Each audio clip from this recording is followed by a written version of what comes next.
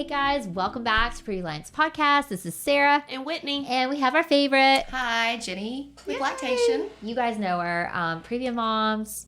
Jenny comes in clutch so many times to get us ready for baby, to get us how to feed baby, either which way you choose, how to take care of yourself and baby. So we brought Jenny back today because a constant theme we have been hearing from our moms is, okay, what's happened to me? Mm-hmm. Where are we at? We're titling this episode Labor of a Mother. Mm-hmm. And when you're thinking about labor of a mother, think of this emotionally, physically, transformatively. And no one better to talk about it than, Jenny. Labor and delivery nurse too, Jenny. So happy to be back. Jenny, let's talk to, I know we texted about this, the mom who's saying, what have I done? Yes. I told Jenny the other day, I said it. Mm-hmm. I remember specifically post Baby J and Will, but Baby James the most, okay? Mm-hmm. He was in his little strapped-on carrier. I was walking in the neighborhood. I called my best friend. She's in Boston. She has older kids. Hysterical crying. What have I done? What have I done? Yeah. But, and I could only say it to her, but so many moms have that, what have I done? Yes.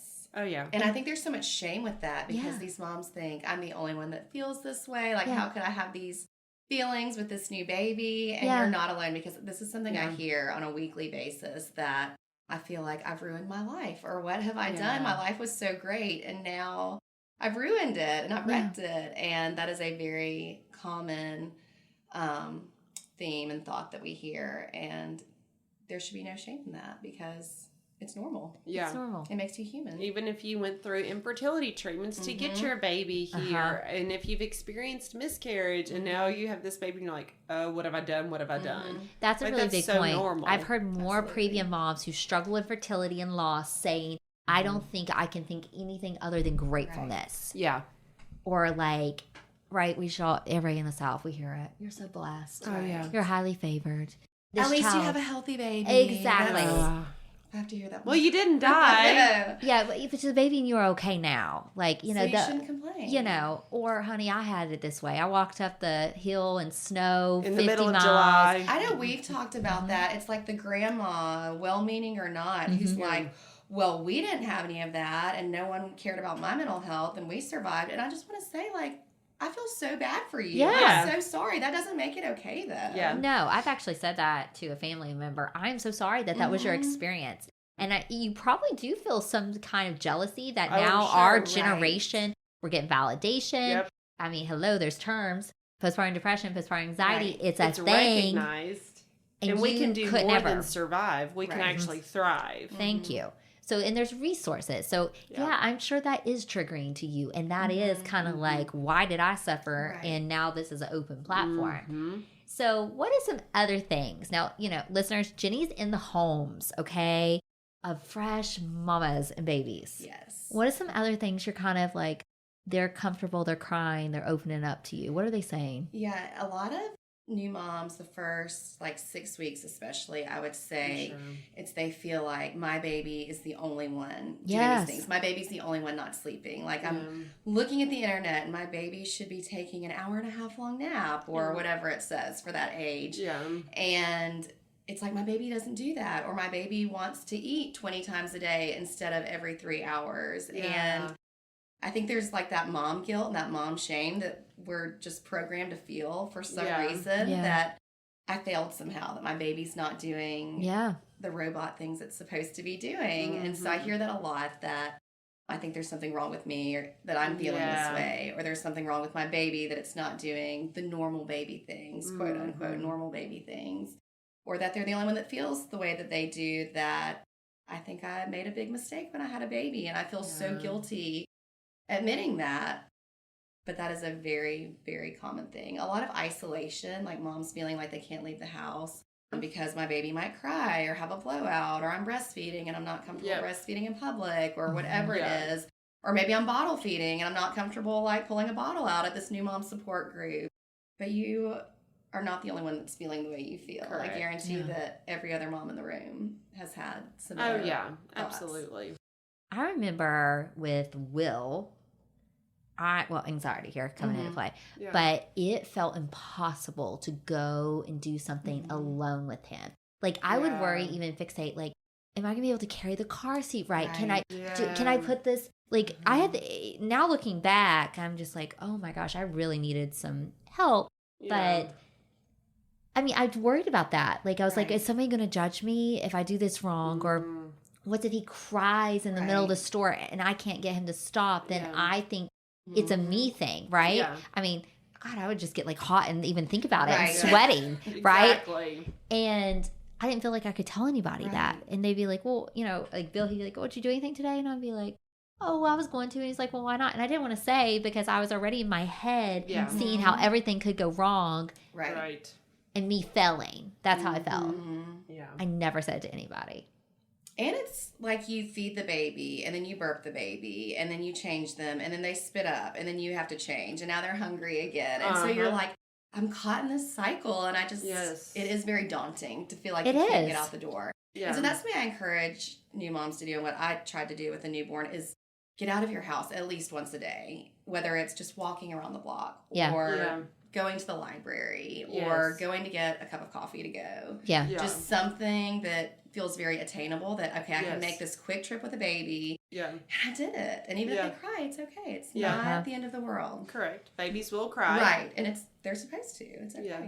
That's what I even remember having anxiety about being alone with Will for the first time. Oh, that is a very common concern as well. And we've talked about this. Lisa is going to be doing CPR, basic life support videos, which is amazing. Because I think a lot of moms are just afraid that something bad is going to happen and I'm the only one here with my baby. Yeah. And the chances of that happening are very small. It's very unlikely. But I think just empowering yourself to know if, God forbid, something does happen, you know what to do in that moment. You know what to do if baby's not breathing or choking. And so that's something I recommend. You know, take a BLS class, take a CPR class, just so you know. Watch a YouTube video. I mean, there's resources tons out of free resources. Just so you feel comfortable to be alone with your baby. Yeah, absolutely. And that too, is common. I think I felt uncomfortable. Looking back, I was like, I'm bored. Yes. What do I do?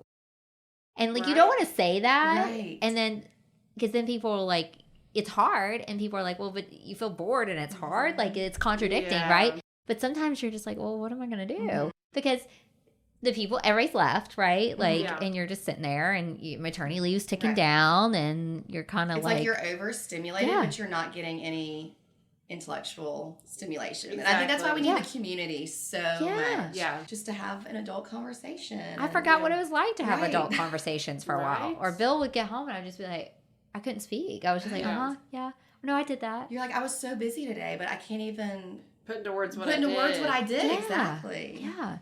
And then you just, then people call and they check in. How's the baby? No one's saying, how are you? Exactly. Right.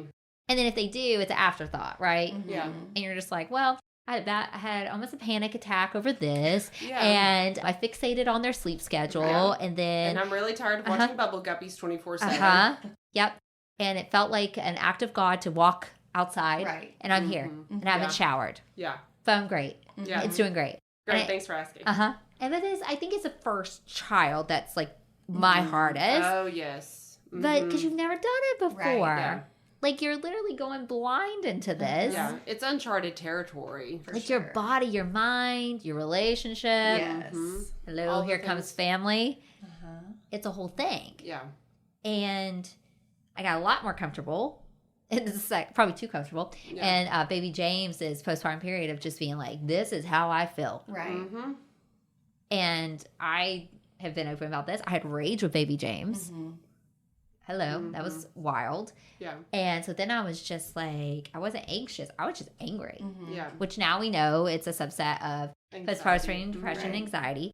But at the time, I even didn't know that. Right. And then to even admit, like, I'm feeling angry because, like, I want to sleep and the baby's crying. Like, no one's going to say that. Or no one said, we hope now you're hearing this. And if that's you, you're going, okay, I'm not alone. Right. Exactly.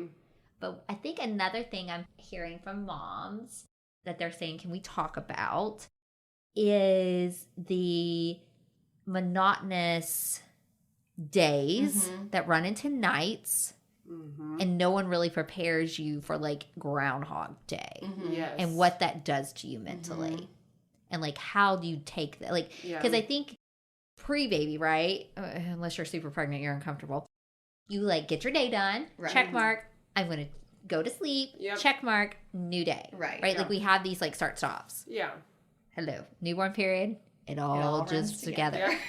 Twilight zone. So what do we tell these moms? Like how do we make this day a little bit better? So I think just, having those realistic goals that you're not going to renovate your house right now. Like I always, when people are pregnant, they tell me when I'm on maternity leave, I'm going to get all these projects done. I'm like, honey, no, your goal is to rest and recover and take care of your baby. And that's it. Yeah. If you do that, you are winning. Yeah. So I think just to have those realistic expectations that you may not get a whole lot done in those first few months. And then also just, I always say, like, take those 5 minutes for yourself at the start of the day. Feed your baby, lay them on their back. And I think that's really hard as a first-time mom. Super hard. You don't want to hear your baby cry. Like, you talking about sweating. Like, I would hear my first baby cry, and I would start sweating. Like a body reaction. I have to make it stop. Yes, like visceral response.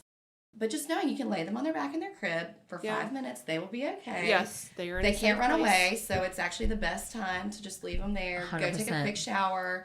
Put on some real clothes, whatever it is to make you feel like a person.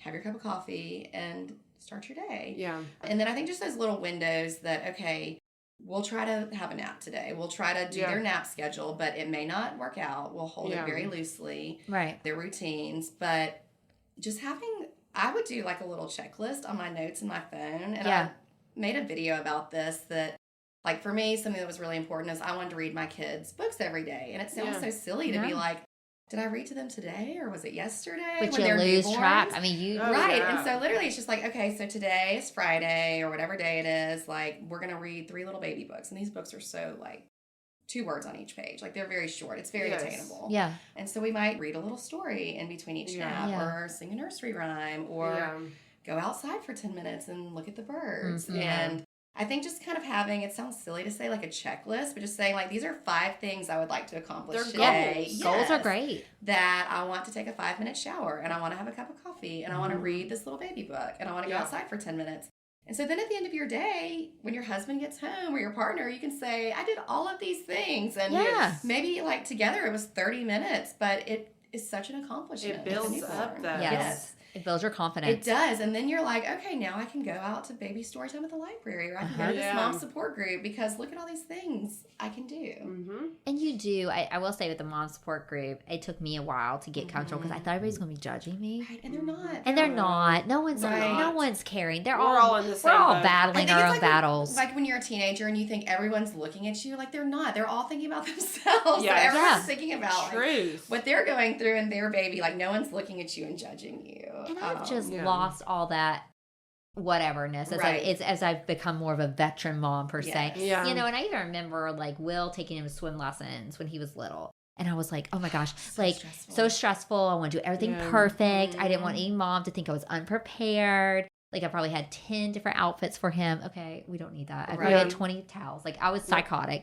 And then now I'm very fly on the seat and I saw this new mom at swim. And now I've got both boys down because you have, fuel by fire. Like you have no choice. You have to figure it out.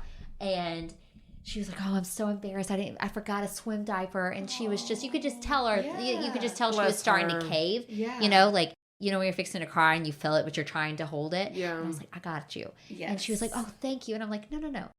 This is not a big deal. It's not a big deal. And we're here for each other. Like we're here. You forget a diaper, I got you. Exactly. Your toddler's running, I'll watch with your 7-year-old for a second. We'll be okay. Right. It's like the women camaraderie. Yeah. And it starts in middle school when we have our periods and we need an extra tampon or and someone's like, I got you. Don't you worry about that. That carries into motherhood too when it's like, I forget the swim diaper or I forgot wipes or I forgot this or this. I got you. Mm-hmm. And I think that is, this community is so important and you need other moms and you need that support. And we were just talking. I feel like we text all the time about this. Yeah. It's like, where is my village? Like, who do I call? Yeah. They're not there. You were talking about like showing up at your neighbor's house one day. And I'm like, that's actually like not that uncommon either. I've had moms tell me, like, I put out feelers in my neighborhood support group. Like, hey, I need help breastfeeding. Can anyone help me? Yeah. And I'm like, I love that. Yeah. Like, that is how we build communities. That's how we need to live this life. We were never awkward, right? It's awkward, and it's like even they could be your best friends. Yeah. it still could be awkward in the beginning, but you got to let that go. And And if they're judging you, you're not going to want them on this motherhood journey with you. I'm going to tell you that real quick. No. And I call those bleacher friends. Okay? They don't need to be on the field with me. They're not in my inner huddle. They're not a teammate. They can watch me from afar. Yeah. I like that. Good and analogy. I want people in my huddle that's going to be like, we got to do this and that, and I got you. And that's okay. And I think people, when you have a baby, you think maybe all your friends are going to be your huddle friends. They're sometimes not. Yeah. And that hurts. I think that hurt me too in motherhood. Like, because I just thought everybody would just like rally around me and be the same type of mother as me, which I have friends who mother very differently, and that's fine, but like we support each other's choices. Right. Absolutely. And also it's hard when you're not in the same stage together. Oh yeah. And so, you know, now I feel like I'm kind of out of the thick of it because my baby is about to turn 2. And so baby James's future wife right here. I like it. Set it up. But she's like, I mean, third baby, she's got 2 big brothers. She's literally potty training herself this week. So I feel like, you know, I'm out of that newborn stage. I'm kind of in the sweet spot. You're getting there. So I want to be that friend to my friends of newborns. Yeah. But also I'm just in a completely different stage now. Like we're doing swim team and dive team and potty training. And so it's very... I get it where, you know, you have like your really close friends, but then when you're in different stages of life, it's hard to mutually support each other. It is, but I also think when we are veteran moms, we don't forget how hard the newborn stage is. And we kind of can meet those moms a little bit better where they're at, where we're like, this is what I'm doing for you. What time is better? Exactly. Like you don't get an opt out. It's, you can tell me when. Yes. My friend Elizabeth is really good at that. She's like, I can drop off dinner either Monday night, Wednesday night, or Friday night. And would you prefer 5 p.m. or 6 p.m.? Like, there's no... Yeah, there's you're no not wiggle going to be room. like, no, it's okay. She's just like, it's happening. Like, here are your options. No, that's what, I mean, I think that is, right? Because it's like, I think we're all traumatized from some point of our birth or our newborn stage. Yeah. That we are always going to see ourselves. And I would say this, our mom will always remember who was there for her. Yes. In her most vulnerable periods. Oh, absolutely. Which is pregnancy, newborn, if you're having postpartum mental health struggles. Right. Yeah. And I think this is something, too. It's like you in pregnancy, we talk about this all the time in Previa, have to find these people. You find your safe places. You find the people who are going to educate about how are we supporting mom during postpartum. Right. Who's having the conversation? What does postpartum anxiety look like? Yeah. What does postpartum depression thoughts sound like? She may say she's fine. When she's not. Yeah.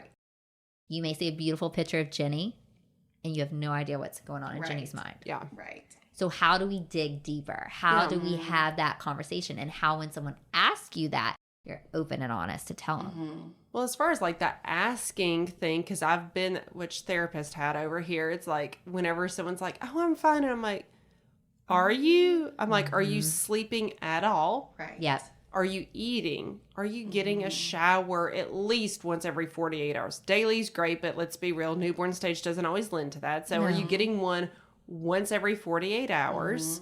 Okay. Do you prefer Ashley Max or Tzatziki's for dinner? Because I'm coming to bring that to you kind of thing. Yeah. You know, it's one of those you can say, I'm a safe space. So if you're ever not doing well, you can genuinely tell me that, and it's okay to tell me that. Yeah. Now, for the person on the receiving end of it, for you to feel comfortable with that person, it needs to be a huddle person. Yes. Like you said, Sarah. It doesn't need to be a bleacher person that you don't feel super comfortable, confident with. Maybe you just get that little internal red flag saying, tread lightly here. But if it's somebody that you do have that comfort with, so if, Sarah, you're asking me that, and I know that you're in my huddle, I can say, you know what, it was a really hard night last night. Yeah. Or my baby is colicky, and so I have to hold them all the time for them to sleep, but I can't sleep and hold them. And I am telling you, those days when that baby's not sleeping, they're crying. It's hard. It's hard. And you're going to have some thoughts, and you're going to have some feelings, and you're going to wonder, and you're going saying it to someone who's Sleep like, I get it. Is so hard. I mean, they use it for terrorism. I was about to say, it's a torture tactic for a reason. And here we are. And you feel like there is no light at the end of the tunnel. I hear that from some of our moms. I feel like it's never going to get better, Sarah. I feel like this is my forever. I can't live like this forever. Yes. And I remember for me, like in the newborn stage, when I would feed them and put them down, and then I would be like, okay, I need to go to sleep right now because they could wake up at any minute. And then I'm not asleep. Right. And then I'm like, okay, oh my God. Yeah, counting down the minutes. Well, I've lost this many minutes. I would get anxiety, and I would I couldn't fall asleep. And then I'd be fixated, and I'm like, they're going to cry. Or like, I'd be like, as soon as I lay down, they're going to cry. I know it. Is it even worth to go? I that rage because then like, why are you awake now? I just fell asleep. Or then the toddler wakes up when the baby finally falls asleep. And then wakes the baby up. Yeah, it's great. And then you're just crying and walking around your house like a zombie. Right. And then your husband may be snoring at that moment, and you in your head think, can I smother him with a pillow? Maybe. You don't, but you don't. It pops for a second. Right, that's what we call a passive intrusive thought. We don't act on it. Thoughts are thoughts. Is that what you tell me? Thoughts are thoughts. Thoughts are thoughts. Bill's still very much alive. I never tried to kill him, but did it think, you know, because he was very loud snoring at that moment. I'm like, it's like he's bragging about his good sleep. Yes. Matthew, he's very hands-on, and if I wake him up, he'll help. But, some nights it's just like, I'm going to feed him, put him down. It's just easier to just do it. And the next morning he would say, oh, baby slept so great last night. Oh, and you're my just God. like, no, they did not. Right. You slept great. Yeah, you're just like, oh, wow. Yeah. I feel like still like visceral reaction to that. I'm just like, I felt that. We all feel that. Let's call it for what it is. 100% of moms feel that way about their significant other. Oh yeah, easily. Yeah. Even now when boys get sick, they have hard nights, whatever. It's the mental load. It's the mental load. Being a mom. Jenny, can you share a photo that you found? Yes. Jenny thought she had lost some really special, wonderful memories. I archived all these pictures and thought I had lost them for years, and they popped up while I was at the beach. So I texted Sarah this picture of me and baby Charlie. So baby Charlie was my second baby. He was my really traumatic delivery that I've talked about. It took me like a full 9 months to recover and not be in terrible pain every day from this delivery, and it was awful. So anyway, my husband was traveling a lot during that time. I had a toddler. I had a newborn. I was also working. I had mastitis 4 times in the first year. It was just a tough time. And I see this picture of me and baby Charlie, and it's just pure joy. And I don't even remember where we were or the context of it, but I can just like feel the joy looking at the picture. And that brought so much joy to my heart because when I think of that time, I just think like that was the hardest time of my life. Everything that we were going through, it was just very hard because physically I was in so much pain. And then postpartum recovering, and then the anxiety. I also shared that we had multiple losses. And so the whole time I was pregnant with baby Charlie, and even during his delivery, I was just waiting for that other shoe to drop. So, going through all of that, his first few months of life, it was physically hard, but then mentally I was constantly thinking something was going to happen to him and going out of my way to prevent any bad thing that could possibly happen. And you can't prevent everything. That's just not how life works. So just talking about how like joy and anxiety can coexist. One doesn't have to outshine the other. You can both be in this room at the same time. Yeah, I love that picture. That picture, I just feel the joy in it. It is. And we'll share it when we promo this episode. We'll share it with Jenny's words with it. I think it's an important reminder for moms. Like, I think we're breaking this generational thought that like you can only feel X and you can't feel Y. You can feel both. Yes. So Jenny, leave our listeners. So what would you want to hear? Let's go back to Jenny, first baby, second baby. What would you wish you would have heard during that time? What would have helped you that you're now telling these moms? And it can be anything from pressure off of yourself to what the recovery is going to be like to who you're going to become, or, that it's kind of BS once they just sleep when the baby sleeps sometimes, I mean, all the things, but you are the perfect mom for this baby. And I think just having that confidence to know that you are a great mom and you are exactly what this baby needs, and to take care of yourself. Put yourself first. And I think that's so counterintuitive. But you have to. It's like putting on your oxygen mask first, because you can't take care of anyone else if you're not taking care of you. And that's very hard. It looks different for everyone in the newborn stage because it is so physically and emotionally demanding. But just knowing there is that light at the end of the tunnel, and you're an amazing mom. And I think just prioritizing 5 minutes a day for yourself. Yeah. Hopefully more, but 5 minutes. Yeah. And setting those small attainable goals, because you are a great mom, and you do have the capacity to go for a walk around the block and to take 5 minutes for yourself and to do all the things. And if you've done that and you survive the day, you are thriving. Yes, you are meeting your goals. I love that. Previa moms, you can always send in questions for Jenny, and we love to live time make content. These two know I will text them and say, hey, we need to make a video. Hey, we need to talk about it. So you guys can, if you're Previa moms, you know how to access that. If you're podcast listeners, shoot us a DM, shoot us a message, and just say, hey, let's talk about it. We'll talk about it. If you're feeling a certain way, I guarantee you that there are multiple other moms feeling the same way who may just not want to speak up because they're worried that they'll be judged for it. And there is no judgment here. This is your safe space. We want to be your safe people. We're your online village. Yes. We wish we could be your neighbors. We could do the food drop off, take the older kid for you when you need a break, all these things. But we're here, so tune into us every week. But Jenny, we love you. I love you. You're not going anywhere. Yay. So love all you mamas. Yes. Till next time, guys. See ya. Bye. Maternal mental health is as important as physical health. The Previa Alliance podcast was created for and by moms dealing with postpartum depression in all its variables, like anxiety, anger, and even apathy. Hosted by CEO, founder Sarah Parkhurst, and licensed clinical social worker Whitney Gay, each episode focuses on specific issues relevant to pregnancy and postpartum. Join us and hear how other moms have overcome mental health challenges, as well as access tips and suggestions on dealing with your own challenges as moms. You can also browse our podcast library and listen to previous episodes at any time. Please know you're not alone on this journey. We're here to help.